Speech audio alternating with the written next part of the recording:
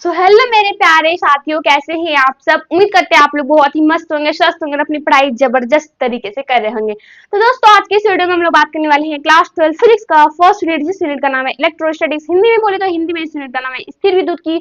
और स्थिर विद्युत की का फर्स्ट चैप्टर विद्युत आवेश का क्षेत्र, इलेक्ट्रिक चार्ज एंड फील्ड। तो इस क्लास में पढ़ने वाले हैं आवेश के आधारभूत गुण यानी कि प्रॉपर्टीज ऑफ चार्ज। तो प्रॉपर्टीज ऑफ चार्ज कितनी तरह से होता है, ये तीन तरह से होता है। फर्स्ट होगा आपका योज्यता, दूसरा होगा संरक्षण और तीसरा होगा आपका क्वांटमीकरण यानी कि एडिटिविटी। उसके बाद हो गया आपका कंजर्वेशन, उसके बाद हो गया आपका क्वांटमीकरण। ठीक है, तो ये सारी चीजें आज के क्लास में पढ़ने वाले हैं। क्वांटमीकरण जो है, क्वांटिजेशन जो है, उसके बीच का हम क्या देखेंगे, बेसिस पे उसके न्यूमेरिकल देखने वाले हैं। ठीक है, तो स्टार्ट करते हैं बिना देर किए। तो सबसे पहले आपको हेडिंग लगानी है आवेश के आधारभूत गुण। ओके, तो आवेश के आधारभूत गुण सबसे पहले आपको हेडिंग लगानी है। आवेश के आधारभूत गुण। तो आवेश का आधारभूत गुण क्या है भाई, तो आवेश का आधारभूत गुण सबसे पहला है आपका योज्यता यानी कि एडिटिविटी। ठीक है, तो सबसे पहले आपको लिखनी है योज्यता।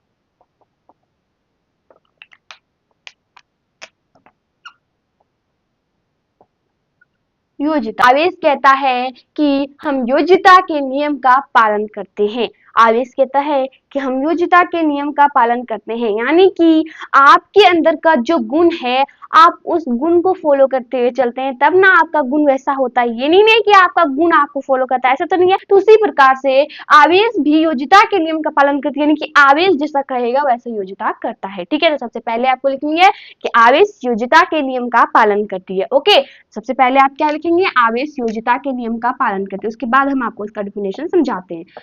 आवेश योज्यता के नियम का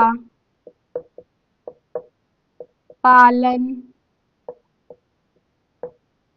करती है। ओके, और अब देखते हैं इसका डेफिनेशन कैसे निकलता है। ठीक है, तो सबसे पहले आपको मान लेना है कोई सिस्टम है। ठीक है, यानी कि कोई निकाय है, हिंदी में बोलते हैं। इस सिस्टम के अंदर जितना भी चार्ज है, यानी कि 1 कूलम है, +3 कूलम है या फिर -2 कूलम है, जितने भी चार्ज। ठीक है, यानी कि किसी निकाय के कुल आवेश, यानी कि जितना भी निकाय है, इनका टोटल चार्ज इसके हर एक बिंदु पर उपस्थित, यानी कि जितना भी पॉइंट पे ये चार्ज उपस्थित है, जितना भी चार्ज पे ये पॉइंट पे आपका ये चार्ज प्रेजेंट है, उनका अगर आप अलजेब्रिक सम कर देते हैं तो उस चीज को हम लोग क्या नाम देते हैं, एडिटिविटी यानी कि योज्यता। ठीक है, तो क्या कहता है इसका डेफिनेशन, इसका डेफिनेशन कहता है कि आवेश योज्यता के नियम का पालन करती है, यानी किसी निकाय का कुल आवेश उस निकाय में उपस्थित सभी आवेशों के बीजगणितीय योग के बराबर होता है। बीजगणितीय योग का कहने का मतलब है, यहाँ अगर आप सारे चिन्ह के साथ, यानी कि जो भी चार्ज का चिन्ह है उसके साथ अगर आप सारे चीजों को जोड़ते चलते हैं तो उस चीज को हम लोग नाम देते हैं अलजेब्रिक सम। तो इसका डिफिनेशन क्या कहता है कि किसी निकाय के कुल आवेश का मान उस निकाय में उपस्थित हर एक बिंदुओं के बीजगणितीय योग का बराबर होता है। ठीक है, तो इसका डिफिनेशन हम लिखते हैं। आपने डिफिनेशन समझ गया, अब हम इसका डिफिनेशन लिखते हैं। ओके, तो इस चीज को अब हम करते हैं क्लीन। अब हम बात कर लेते हैं क्या कहता है इसका डिफिनेशन। इसका डिफिनेशन क्या कहता है, इसका डिफिनेशन कहता है कि आवेश योज्यता के नियम का पालन करती है, यानी किसी निकाय का कुल आवेश का मान, यानी किसी निकाय का कुल आवेश का मान उसी निकाय के, जिस निकाय का हम बात कर रहे हैं टोटल चार्ज का, उस निकाय का ही, उस निकाय के हरेक बिंदु पर उपस्थित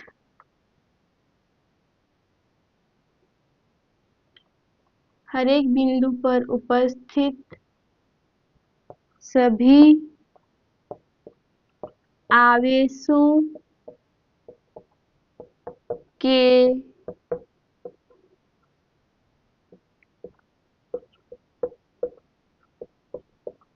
बीजगणितीय योग के बराबर होती है। ठीक है,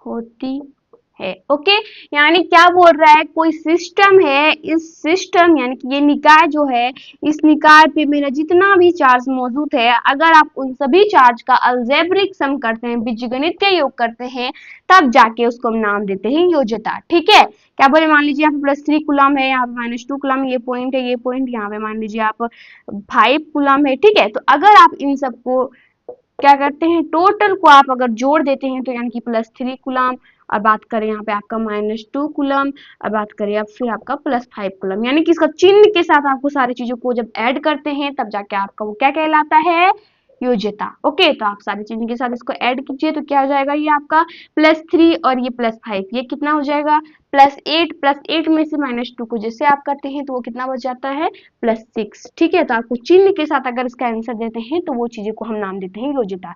योज्यता क्या कहता है कि आवेश योज्यता के नियम का पालन करती है, यानी चार्ज है इसको फॉलो करके चलते हुए, जैसे आप अपना गुण को फॉलो करते चलते हैं उसी तरह चार्ज जो है ये आवेश का नियम को पालन करता है। उसके बाद लिखना है, यानी किसी निकाय का कुल आवेश का मान उस निकाय के हर एक बिंदु पर उपस्थित प्रेजेंट देगा, हर एक बिंदु पर उसका अगर आप बीजगणितीय योग करते हैं इन सभी चार्जों का तो उस चीज को हम नाम देते हैं एडिटिविटी, यानी कि योज्यता। ठीक है, अब बात कर लेते हैं आपका दूसरा गुण, वो दूसरा गुण है आपका संरक्षण, कंजर्वेशन। ओके, तो इसको आप अब हम क्लीन करते हैं, आप इसका नोट डाउन कर लीजिए। ओके,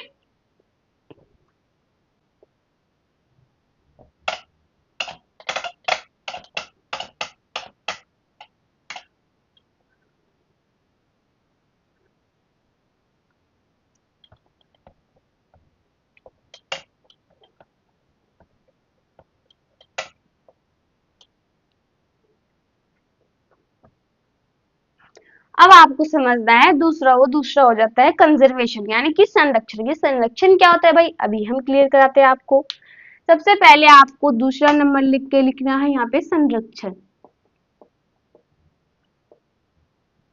तो ये संरक्षण क्या कहता है, आपने कभी ना कभी पढ़ा होगा, यानी कि 10th में, कभी ना कभी तो नहीं, 10 का ज्योग्राफी में ऊर्जा संरक्षण आपने पढ़ा है।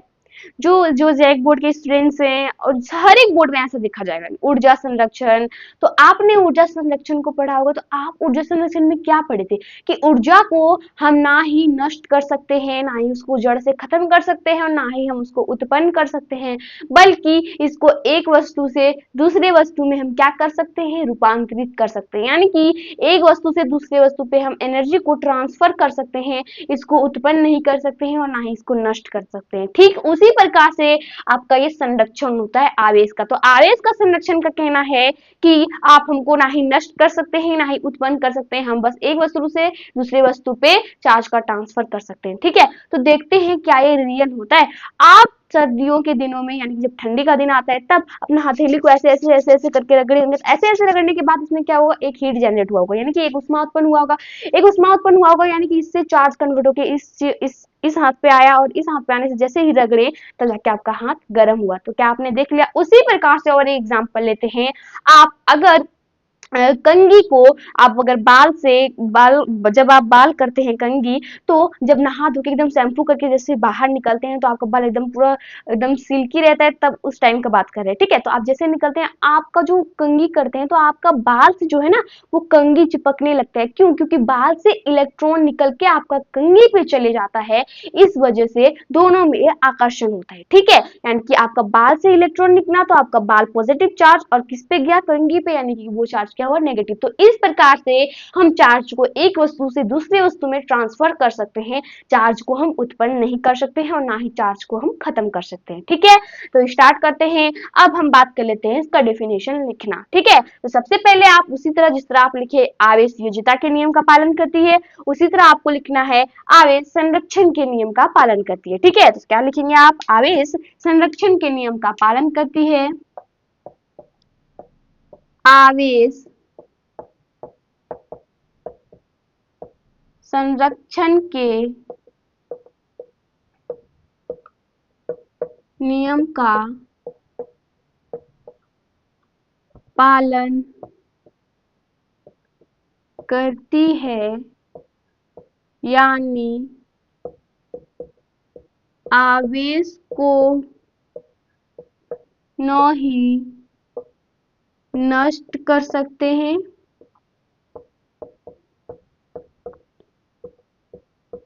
और न ही उत्पन्न कर सकते हैं।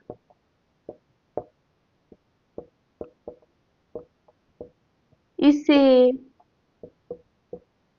एक वस्तु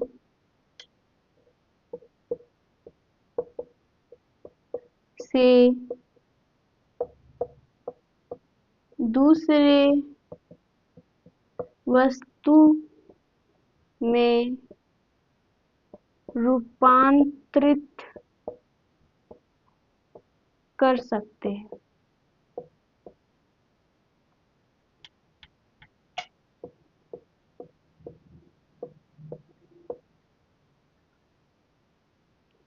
इसे एक वस्तु से दूसरे वस्तु में रूपांतरित कर सकते हैं। ठीक है, क्या कहता है, ये आपका संरक्षण कहता है। आपने एग्जाम्पल देख लिया, आपने क्या देखा एग्जाम्पल, बाल और कंघी का ले सकते हैं, अपना हाथ को जब रगड़ते हैं तो वो एग्जाम्पल आप ले सकते हैं। ठीक है, संरक्षण उस टाइप्स का होता है। संरक्षण का कहना है कि हमको आप ना ही आवेश के संरक्षण करके हमको आप ना ही नष्ट कर सकते हैं और ना ही उत्पन्न कर सकते हैं, बस और बस हमको सिर्फ और सिर्फ आप एक वस्तु से दूसरी वस्तु पे ट्रांसफर कर सकते हैं। ठीक है, तो आपने ये भी गुण देख लिया। अब आपको देखना है क्वांटिजेशन यानी कि क्वांटमीकरण। ठीक है, तो हम इसको क्लीन करते हैं, आप इसको फटाफट नोट कीजिए।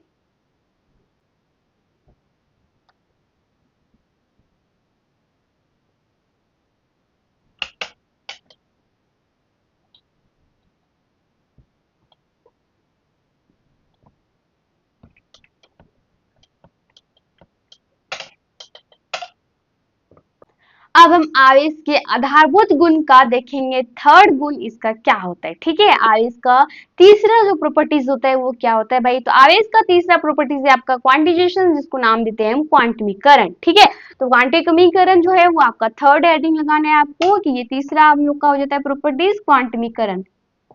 क्वांटमीकरण,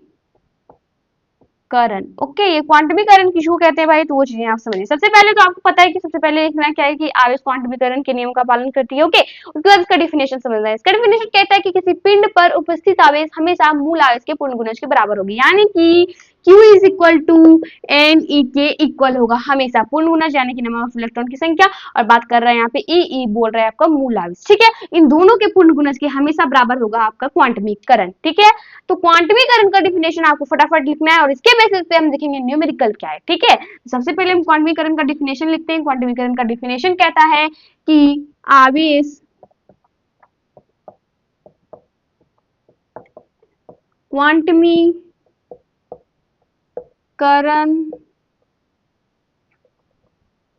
के आवेश क्वांटमीकरण के नियम का पालन करती है, यानी किसी भी पिंड पर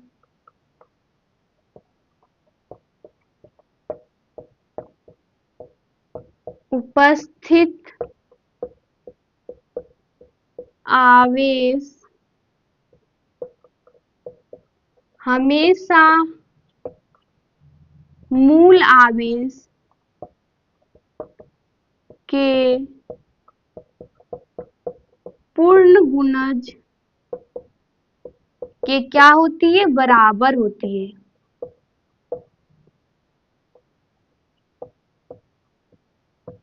इसका कहना क्या है, Q is equal to n e. Okay, plus minus n भी लिख सकते हैं, फिर एन भी लिख सकते हैं। ओके, तो अब बात करें एन क्या कह रहा है यहाँ पे, एन इज इक्वल टू आपको लिखना है इलेक्ट्रॉनों की पूर्ण संख्या, इलेक्ट्रॉनों की पूर्ण संख्या। इलेक्ट्रॉन हमेशा हमेशा इसमें क्या होना चाहिए, पूर्ण में आना चाहिए, जो भी वैल्यू निकलेगा। और क्वांटिजेशन जो होता है वो हमेशा हमेशा पूर्ण में होना चाहिए, यानी कि 0 हो सकता है, 1 हो सकता है, 2 हो सकता है, 3 हो सकता है, डॉट डॉट आप ले सकते हैं। ठीक है, अब बात करें ई का, ई इज इक्वल टू आपका हो जाता है मूल आवेश जो कि आपको पता है मोलाइस 1.6 इंटू 10⁻⁻19 कूलम होता है। ठीक है, आपने यहाँ सारी चीज समझ लिए। अब आपको समझना है एक इस चीज को कि आवेश हमेशा पूर्ण गुणज में कैसे रहते हैं। ठीक है, आपको वो चीजों को समझना। सबसे पहले वो चीजों को समझने से पहले आपको हमारे साथ एक स्टोरी सुननी है। आप गए पोल्ट्री फार्म, ठीक है, आपका मेरा स्टोरी है, ठीक है। तो आप गए पोल्ट्री फार्म, अगर जो स्टूडेंट्स लॉज में रहते हैं वो तो जाते ही होंगे, ठीक है। गए चिकन का दुकान गए, वहां पे आप चिकन का दुकान गए तो वहां पे आपको अंडा भी दिखा। तो आपने क्या सोचा कि चलो भाई ले लेते हैं 5-6 अंडा, तो 5-6 अंडा आप ले लिए, यानी कि एक ले सकते हैं, 2 ले सकते हैं, 3 ले सकते हैं, 4 ले सकते हैं, 5 ले सकते हैं, 6 ले सकते हैं। ठीक है, तो आपने 4-5-6 अंडा ले लिया। आप दुकानदार से अगर आपका मन हो कि आप दुकानदार से मांग लिए कि हमको आधा अंडा दीजिएगा, दुकानदार चप्पल खोल के मारेगा आपको और आधा अंडा मिल जाएगा। ठीक है, यानी कि दुकानदार का कहना है कि हम आपको आधा नहीं दे सकते भाई, तो आपको अगर हम आधा देंगे तो मेरा ही खुद नुकसान हो जाएगा, तो आपको आधा देके क्या करेंगे। तो कुछ वैसे ही होता है इसके साथ कि आप हमेशा हमेशा क्वांटमीकरण का जो भी इलेक्ट्रॉन होगा वो आप ले सकते हैं 0, 1, 2, 3 यानी कि पूर्ण में ले सकते हैं। आप कभी इसको फ्रैक्शन में नहीं ले सकते हैं, रेशियो में नहीं ले सकते हैं, और ना ही आप इसको पॉइंट में ले सकते हैं। ओके, क्वांटिफिकेशन का पूर्ण संख्या जो होगा इलेक्ट्रॉनों को वो हमेशा हमेशा क्या हो जाएगा, पूर्ण संख्या का बात किया तो वो हमेशा हमेशा पूर्ण में रहेगा। 0, 1, 2, 3 आप ले सकते हैं, आप अंडा का दुकान जैसा नहीं करिएगा यहाँ पे। ठीक है, तो देखते हैं कि इसके बेसिस पे न्यूमेरिकल क्या क्या बनता है। ओके, हम इसको क्लीन करते हैं और न्यूमेरिकल का क्वेश्चन लेके आते हैं अभी आपके लिए। ठीक है, अभी जस्ट तो अब हम इस चीज को क्लीन करते हैं। आपका न्यूमेरिकल आ गया है।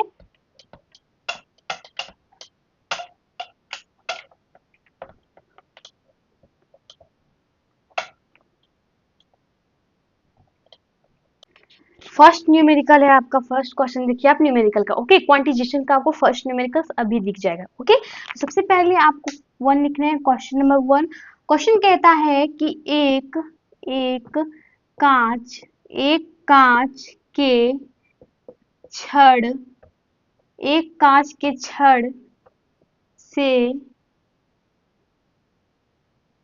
एक कांच के छड़ से 4 × 10⁻12 इलेक्ट्रॉन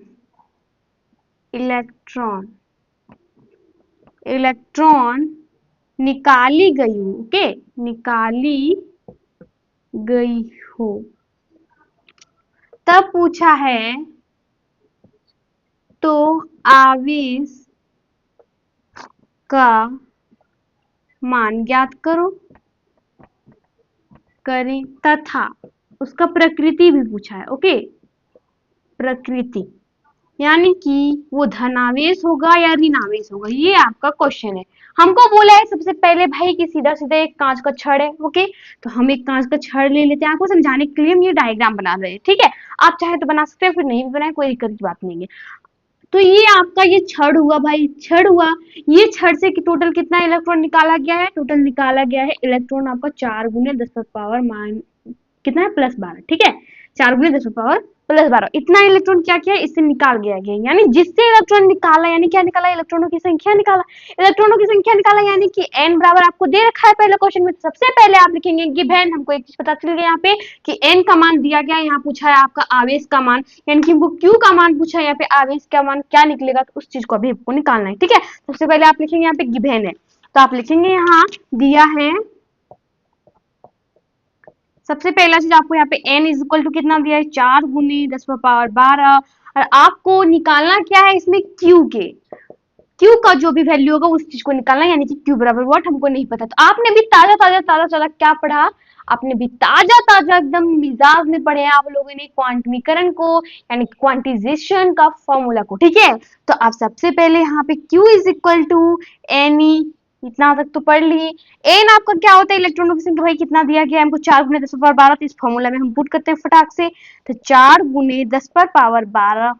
और आप लोग जानते क्या है E का, यानी कि मूल आवेश का बात किया है, E इज इक्वल टू होता है 1.6 × 10⁻⁻19 कूलम। ठीक है, अगर आप इन दोनों को मल्टीप्लाई करते हैं तब जाके मेरा निकल के आता है 6.4 × 10⁻⁻7 कूलम। ओके, यानी कि बोला जाए Q इज इक्वल टू आपका कितना आया, 6.4 × 10⁻⁻7। कैसे आया 10⁻⁻7? देखिए 12 में से आप अगर -19 को माइनस करते हैं तो आपका ये -7 बच जाता है, और 16 को मल्टीप्लाई किए 4 से तो 64 आए। ठीक है, यानी कि 64 आए, तो आप बीच में पॉइंट दे दीजिए, हो गया। तो आपने ये न्यूमेरिकल देख लिया, कितना इजी न्यूमेरिकल है और इत्तू सा है फिद्दू सा है। और आपको अभी इसमें और एक चीज बाकी है भाई, वो चीज क्या बाकी है, वो चीजें हैं आपका यहाँ पे देखिए प्रकृति पूछा गया है, प्रकृति यहाँ पे धनावेश है तो आपको लिखना पड़ेगा प्रकृति धनावेश। कैसे धनावेश, इसके आगे यहाँ पे आपको क्या दिख रहा है, प्लस चार्ज। अरे भाई कोई चार्ज नहीं है तो उस पर प्लस ही चार्ज रहता है, और यहाँ पे अगर आपको माइनस दिखेगा तो वो प्रकृति उसका ऋणात्मक होगा, ठीक है। लेकिन यहाँ पे प्रकृति इसका क्या होगा, धनात्मक होगा। तो आपको यहाँ पे लिख देना है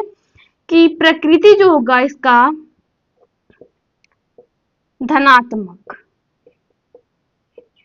ओके आप नीचे में अच्छे तरीके से लिख दीजिएगा, मेरा बोर्ड छोटा है इसलिए मैंने ऊपर लिख दिया, ठीक है। तो आपने यहाँ तक पूरे न्यूमेरिकल को समझ लिया। अब आपको हम दूसरा न्यूमेरिकल दे रहे हैं, वो न्यूमेरिकल भी बहुत इजी है, इससे भी इजी आपको वो न्यूमेरिकल रहेगा, पता है। और ये जो न्यूमेरिकल है आपको एग्जाम में कितना मार्क्स का पूछा जाएगा, 1 मार्क्स का, मात्र सिर्फ और सिर्फ बोला जाए, मात्र बोला जाए, ये जो क्वेश्चन है आपको 1 मार्क्स में पूछा जाएगा। और हाँ, अगर आपको क्वांटिजेशन का डिफिनेशन के साथ अगर ये क्वेश्चन पूछेगा ना, तब तो आपको 3 मार्क्स दे देगा, ये मेरा गारंटी है, ठीक है। यानी कि जब आपको क्वांटिजेशन का पूछेगा डिफिनेशन और उसके साथ साथ अगर आपको बोलेगा ये भी न्यूमेरिकल्स को प्रूव करो, ये भी न्यूमेरिकल्स को सॉल्व करो, तब जाके आपको मिलेगा 3 मार्क्स। ओके, और एक बात, आपको ये जो क्वांटिजेशन हम अभी पढ़ाए वो तीनों में से योजिता, संरक्षण और ये जो क्वांटमीकरण, उन तीनों में से सबसे इंपॉर्टेंट आपका क्वांटिजेशन आता है, और उससे डायरेक्ट एग्जाम में क्वेश्चन पूछ लिया जाता है कि क्वांटिजेशन किसको कहते हैं, यानी कि क्वांटमीकरण किसको कहते हैं। उसके साथ साथ अगर आपको न्यूमेरिकल देगा तो वो 3 मार्क्स होगा, अगर वो अकेले पूछा जाएगा तो वो 2 मार्क्स में पूछा जाएगा, ठीक है। तो आपको क्वांटमीकरण को बहुत ही अच्छे तरीके से घोट के पी लेना है, मतलब कि हम आपको इस तरह समझा दें कि तुरंत आपको याद हो ही जाएगा, ठीक है। तो हम इसको क्लीन करते हैं, अब आपको हम दूसरा ले चलते हैं न्यूमेरिकल की ओर। अब हम इस चीज को क्लीन कर देते हैं, ओके।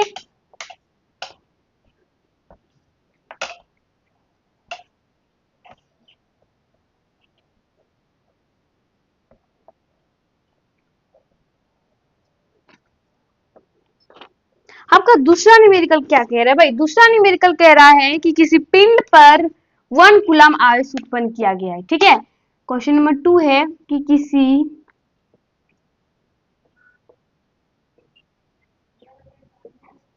किसी पिंड पर 1 कूलम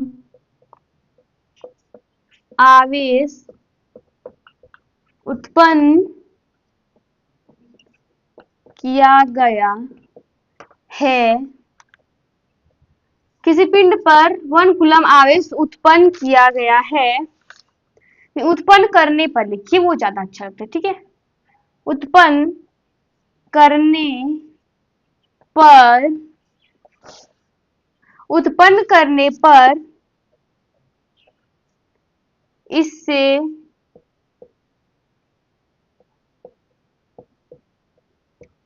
निकाली गई इलेक्ट्रॉनों की संख्या ज्ञात करना है, ठीक है। यहाँ पे आपको दिया क्या गया भाई, कोई पिंड है उसका हमको चार्ज दे दिया गया, यानी कि हमको यहाँ पे क्यू दे दिया गया है, और मांगा क्या है, इलेक्ट्रॉनों की संख्या, यानी कि इसे निकाला गया इलेक्ट्रॉन, जो भी उसका इलेक्ट्रॉन का संख्या होगा उस चीज को मांगा है। तो उस चीज को देने के लिए आपको एन का मान निकालना होगा। तो एन का मान कैसे निकालेंगे, वही फॉर्मूला से। फॉर्मूला क्या है, Q is equal to n. सबसे पहले आप लिखिए यहाँ पे दिया है, यानी कि आपको गिवन क्या है, हमको यहाँ पे दिया गया है भाई Q is equal to 1 coulomb, और निकालना है हमको N is equal to what. तो हम जानते हैं कि Q is equal to N ही होता है। अगर हमको N का मान निकालना है और E का मान दिया रहेगा तो कैसे निकालेंगे भाई, तो हमको सबसे पहले N को इधर लेके आना होगा। तो N को जैसे ही आप इधर लेके आए तो ये Q बाई E हुआ। नहीं समझ में आया आपको, फिर से समझिए। देखिए हम आपको क्लीन करके बहुत ही इजी तरीके से समझाते हैं। Q इज इक्वल टू आपने N ही पढ़ा है, ओके। और आपको निकालना है यहाँ पे किस चीज का वैल्यू, N का वैल्यू निकालना है। N को आप इधर ही रखेंगे तो आपका Q बाई E आ जाएगा, इज इक्वल टू N आएगा। तो इज इक्वल टू इधर लिखे या फिर उधर लिखे, बात बराबर है। तो मैं इसको इधर लिख दी और इसको इधर लिख दी, कोई दिक्कत की बात नहीं, आपने यहाँ पे समझ लिया। अब हम बात करते हैं इस फॉर्मूला में सेट करेंगे तो आपका N का मान निकल जाएगा, ठीक है। तो इस फॉर्मूले पे हम सेट करते हैं और N का मान निकालते हैं। तो सबसे पहले आपको इस फॉर्मूले में सेट करना है। इस फॉर्मूले में जैसे आपने सेट किया तो आपको Q का मान यहाँ पे दे दिया गया है 1 कूलम, और E आप जानते ही 1.6 into 10 to the power minus 19 coulomb होता है। अब जैसे इसको पॉइंट हटाएं तो ये ऊपर आपका 0 आ जाता है। तो एक 0 ऊपर आ जाने के बाद आपको जैसे इसको सॉल्व करते हैं, आपका 6.25 इंटू 10 टू दी पावर 18, इतना आपने इलेक्ट्रॉनों की संख्या इससे निकाली है, ठीक है। यानी कि आप जब जाके इससे इतना इलेक्ट्रॉन निकाले हैं। ओके, कितना 6.25 इंटू 10⁻18। आप देख सकते हैं इसको सॉल्व करके यही आएगा। और एक बात देखिए, अगर आपको एग्जाम में क्वेश्चन ऐसे करके पूछता है कि 1 कूलम किसी वस्तु से इलेक्ट्रॉन निकाले गए तो उसका इलेक्ट्रॉनों की संख्या कितनी होगी, तो आप बता देंगे 6.25 इंटू 10⁻18। बट अगर ऐसे ही यही क्वेश्चन आपको पूछ दे 2 कूलम का, तो आपको इतना तक सॉल्व नहीं करना है, बस आपको ये वैल्यू याद रखनी है और इसमें आप 2 से मल्टीप्लाई कर दे, 3 से मल्टीप्लाई कर दे, जितना आपको बोलेगा, जितना चार्ज आपको देगा उससे आप मल्टीप्लाई कर दीजिए, वैल्यू सेम आएगा। आप देख सकते हैं सॉल्व करके भी, ठीक है। तो आपको इतना दूर तक याद नहीं रखना है कि 2 कूलम 3 कूलम 4 कूलम को बोलेंगे कैसे निकालेंगे, फटाक से आप एक का याद रखिए और दूसरा आपको तुरंत मल्टीप्लाई करके आंसर दे सकते हैं। ओके, क्लियर हो गया आपको यहाँ तक। अब आप इसको फटाफट नोट कीजिए, फिर हम आगे आपको ले चलते हैं और एक न्यूमेरिकल की ओर, ठीक है।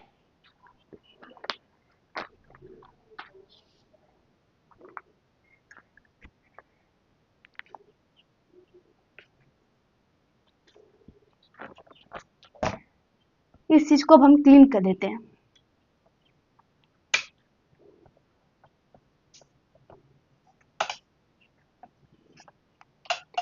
थर्ड न्यूमेरिकल का क्वेश्चन कह रहा है, कि क्या ये चार्ज संभव है। क्या है भाई चार्ज, देखते हैं पॉसिबल है या फिर नहीं है वो चार्ज। 3 नंबर का क्वेश्चन आपका कह रहा है, क्या किसी पदार्थ पर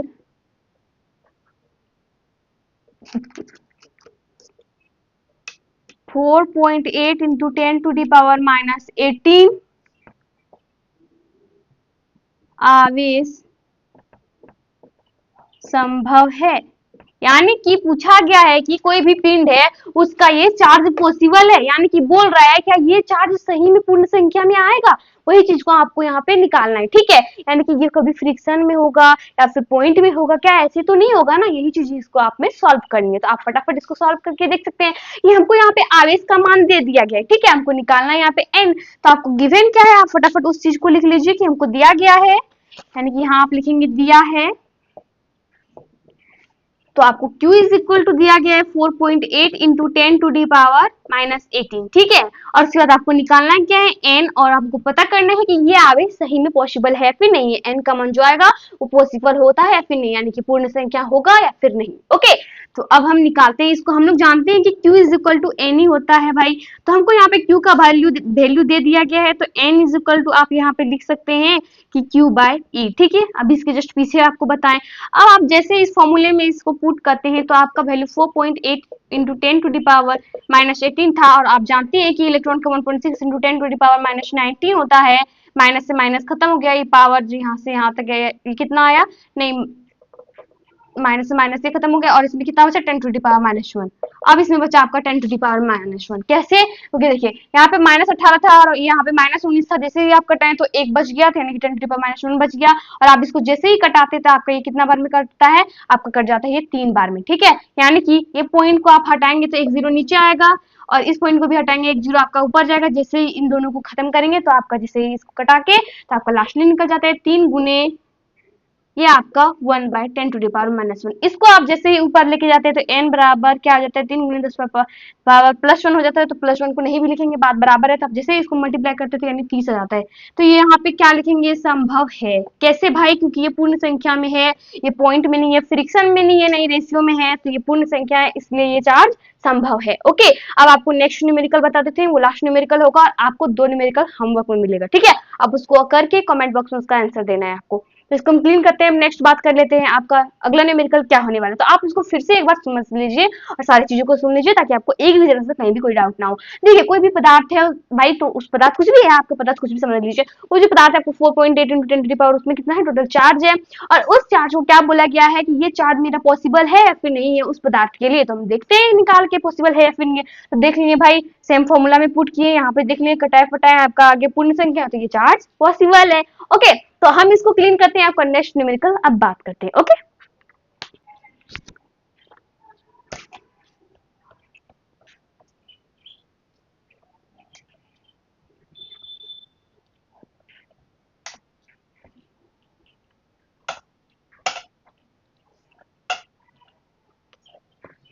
नेक्स्ट न्यूमेरिकल आपका लास्ट न्यूमेरिकल कह रहा है कि किसी पदार्थ का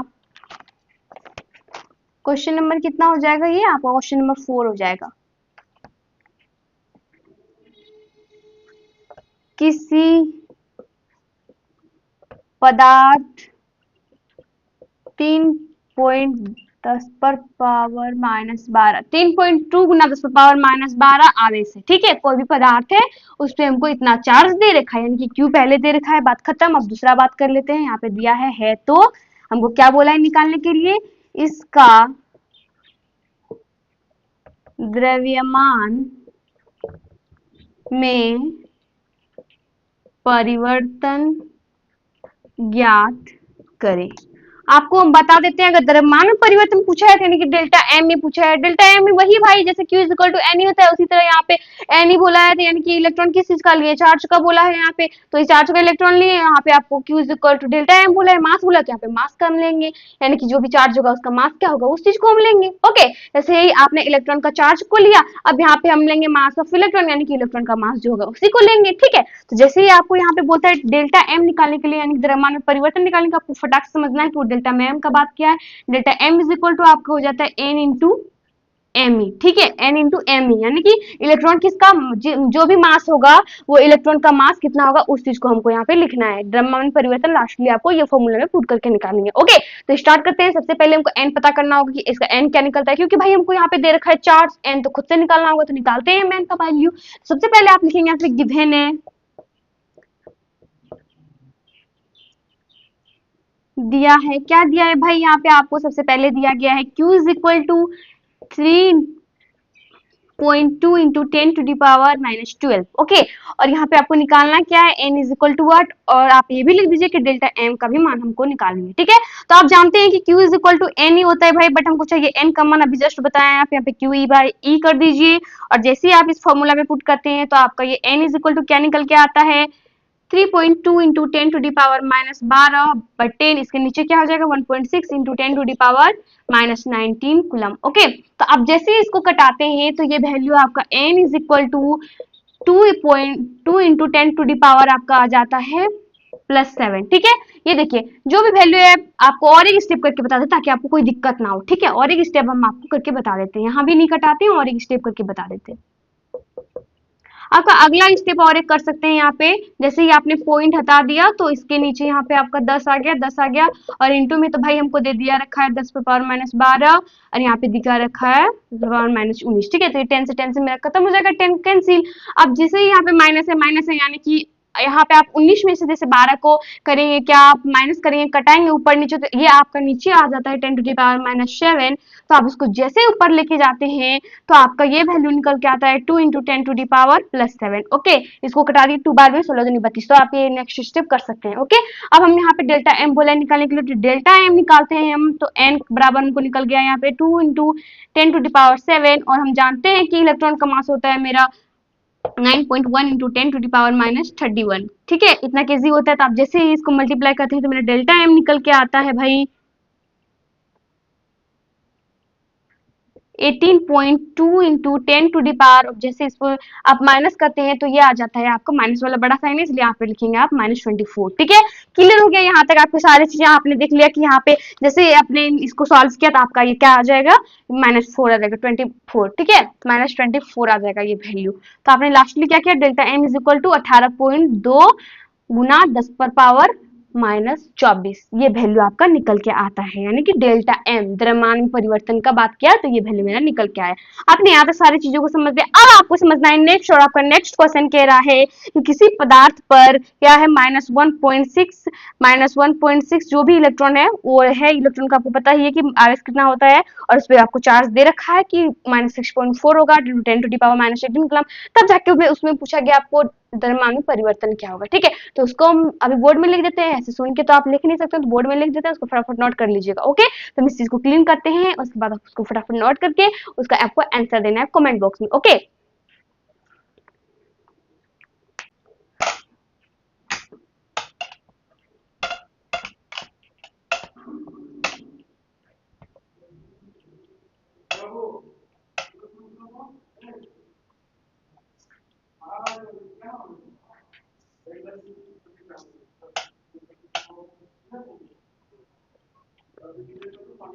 आपका एस डब्ल्यू होगा, सबसे पहले यहाँ पे लिख देते हैं आपका एस डब्ल्यू, या आपको कमेंट में इसका आंसर देना है। ठीक है, आपका एस डब्ल्यू का फर्स्ट क्वेश्चन क्या है? एस डब्ल्यू का आपका फर्स्ट क्वेश्चन है पॉसिबल वाला, क्या ये भी चार्ज पॉसिबल है? जैसे हम अभी आपको एक प्रूव करके दिखाएं, सॉल्व करके, जैसे हम आपको अभी एक क्वेश्चन सॉल्व करके दिखाए ना कि ये कैसे चार्ज पॉसिबल हुआ, उसी तरह आपको भी ये क्वेश्चन सॉल्व करना है कि क्या ये चार्ज रियल में पॉसिबल है। तो क्वेश्चन कह रहा है कि क्या किसी पदार्थ पर 6.4 इंटू 10⁻⁻20 आवेश का मान संभव है। ठीक है, यानी कि पूछा है कि या ये चार्ज जो है मेरा ये पॉसिबल है या फिर नहीं। आपको इसका आंसर कमेंट बॉक्स में देना है। अब दूसरा बात कर लेते हैं, आपका दूसरा क्वेश्चन क्या कह रहा है भाई? दूसरा क्वेश्चन कह रहा है द्रव्यमान में परिवर्तन वाला क्वेश्चन। ठीक है, क्वेश्चन कह रहा है कि किसी पदार्थ पर -6.4 इंटू 10⁻⁻18 आवेश है। इतना आपको आवेश दे रखा है। ठीक है, अब बात क्या है आपको, तो इसके